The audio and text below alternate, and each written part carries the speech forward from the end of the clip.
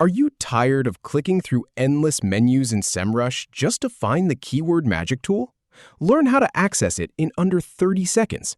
I'll show you the exact path from the dashboard to the tool, starting with organizing your folders for quick access. Start by heading to your Semrush folders to organize your data. Then click on the highlighted area.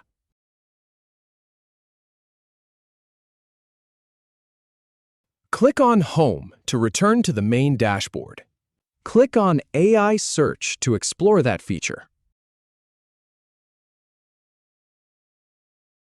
Click on Site Audit to check your site's health. Click on On-Page SEO Checker to review your page optimizations. Click on Backlink Audit to analyze your backlinks. Click on Organic Traffic Insights to see your traffic data. Click on the section that says, "You're optimizing for rankings. Now optimize for visibility everywhere." Click on Create SEO Project to start a new project. Finally, click on Share to share your project with others.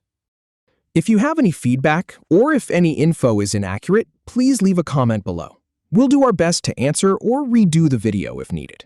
Thanks for watching.